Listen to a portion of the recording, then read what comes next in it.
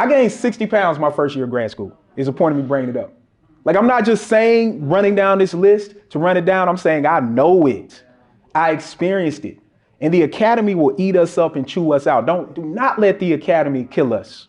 As far as us doing equity work, it's hard, as you know. It's hard. It's hard to speak truth to power. There are consequences to it that we don't talk enough about. Professionally and personally, there are consequences to it. I mean, the amount of threats that I get.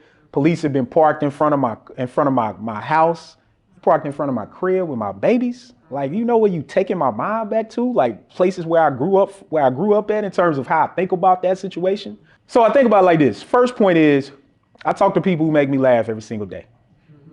Like, so I'm gonna give you the rundown. I talk to people who make me laugh every single day. This work is hard. It's not good. Like, I tell people, you know, people will see me doing something and they'll be like, oh yeah, I heard you on this or I saw you on that.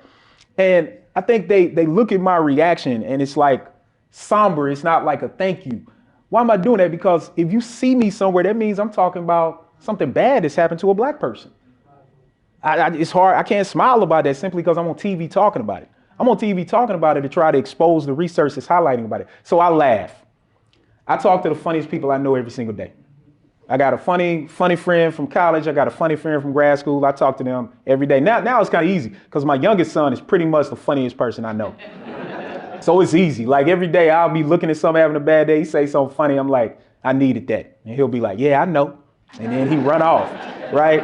So I appreciate that. The other thing I do, you got to really, really treat your body like a temple. You got to prime yourself. You have to sleep. I sleep, y'all. Like, I sleep, and I sleep good. Now, when I'm up, I'm running. Like 16 hours, I'm running. But when I'm sleeping, I sleep. I don't do that whole 3, 4, 5 hour thing. Now, don't get me wrong. Just for those of you in your PhD program. And then when you get an assistant, like you're gonna have to do some of that, right? You're gonna have to work 60, 80, 100 hours sometimes. Like, but that's not all the time. Just push through that. So I sleep, I exercise. It is essential that in our line of work, we are very, very sedentary. We could, like, real talk, in the academy, we can go days without moving. Like literally, we can literally, you walk to get the remote, you walk to the refrigerator, you can go back to your desk and sit on, like, literally, we can go days. You have got to move your body all the time. You also have to experience the sun. And the thing that I'll say about being in grad school and being a young career scholar, you have to leave where you are at least once a month. You got to get out to space. It doesn't matter how much you like the city. It doesn't matter if you're from the city. Like, I think KJ was telling me that, like, it doesn't matter if you're from Philly or not. You got to leave this space every month. You just got to go somewhere and see something. See what you like to do. Like, for me, it's water. I just went down there in Philly. Y'all can do that. Y'all got the water here. But you go somewhere else. The final thing I'll say, you got to eat healthy. You have got to do it. Like, and the thing about grad school that's interesting, for a lot of people that get in grad school in their 20s and their 30s, for those of us that's getting up there in age, you know, your body start doing something different, right? Like, that food you used to be able to eat, your body's like, I don't know what that was. Don't ever do that again in life, right? So, and I say this to say, these sound like very simple things, but as a person who was in grad school, I went to grad school in Indiana University, y'all. That's a whole different level. I remember when I saw Get Out, I was like, that's my experience. Like I'm not one of those people that be like, oh, that's me, like that. I feel seen, like that. I don't really do that. But when I watched Get Out, I was like, I feel seen. Like that was my grad school experience. Black people would see each other and they would just stare at each other like we were deers, right? I say all that to say it was a hard space. I gained 60 pounds my first year of grad school. Is the point of me bringing it up. Like, I'm not just saying running down this list to run it down. I'm saying I know it.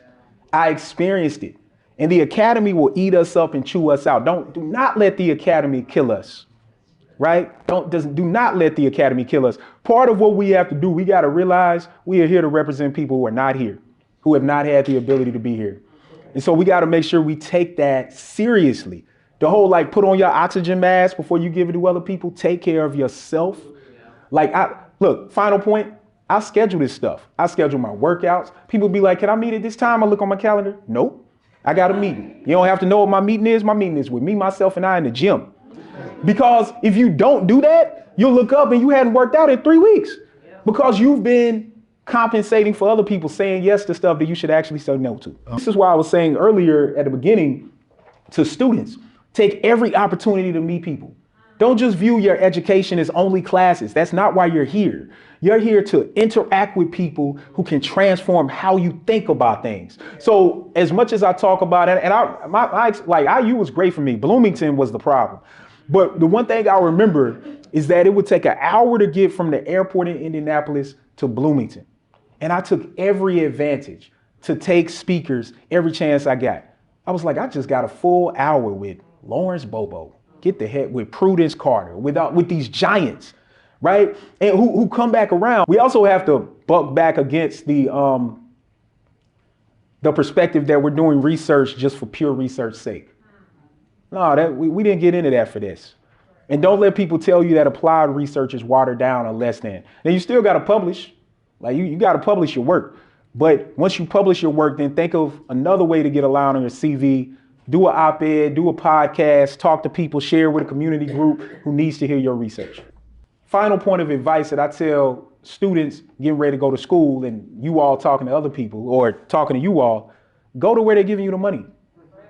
Like literally try to avoid taking out student loans and doing that. Get your scholarships, get your grants, go to where they're paying for that. But we have to start building capacity together in a way that we did decades ago. All right, thank you. Very much, Dr. Ray.